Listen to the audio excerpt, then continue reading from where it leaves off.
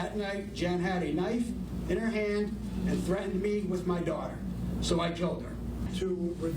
It is breaking news this noon. Jerry Remy admitting that he killed his girlfriend. The son of legendary Red Sox announcer Jerry Remy sat calmly in court answering the judge's questions today. With this guilty plea, Jerry Remy will go to prison for the rest of his life with no chance of parole. Good afternoon to you. I'm David Wade. We also learned that Remy specifically requested that his family stay away from the courthouse.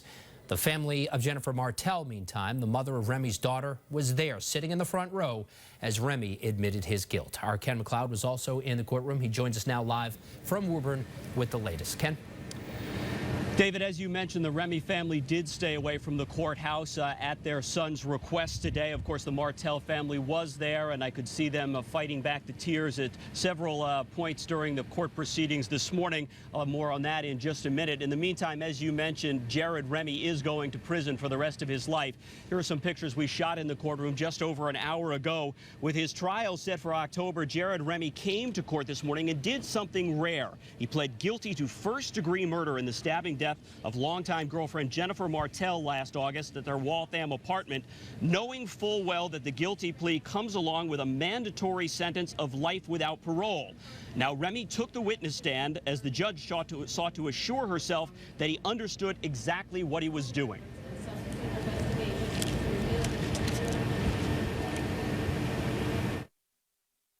As I understand it then, sir, you are pleading guilty to these indictments because you are guilty and for no other reason. Is that correct? Yes, it is. Now, before sentencing, there were some relatively short victim impact statements read in court. We're going to show you some tape of the family in court. The prosecutor and another attorney actually read the statements from Jennifer Martel's parents and her brother, in which they described the heartache and the sorrow of this last 9 months.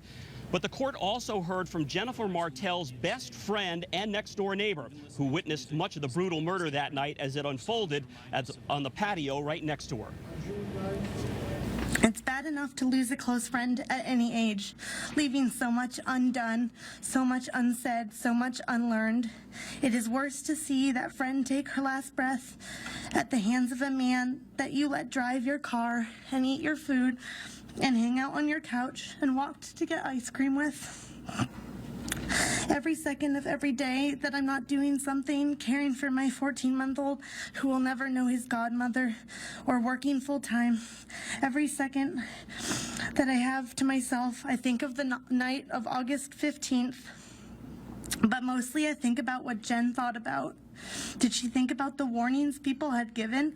Did she think about her daughter and what would happen to her? Did she know she was going to die? Now, as you saw at the top of this newscast, Jerry Remy actually gave a short statement himself in court, and that statement was both brief and puzzling. On the one hand, he said he wanted to take full responsibility for the crime, and that's why he was pleading guilty to first-degree murder.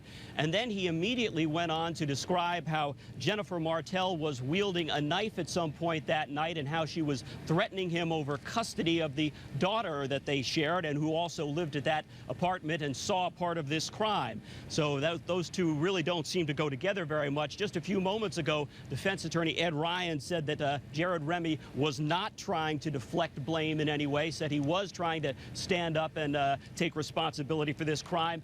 And the defense attorney also, David, indicated that he did not think it was proper that any of this blame or responsibility should be cast on to his dad or his mom. Of course, his dad, the famous Red Sox broadcaster. He said he had seen much too much of that during the last 9 months. And as you mentioned, he said it was Jerry Remy's request to have his famous dad stay away from the courtroom today.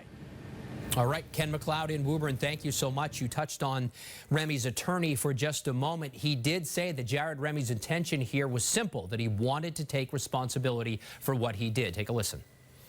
This man cared a great deal for Jen Martel. He said so in his statement.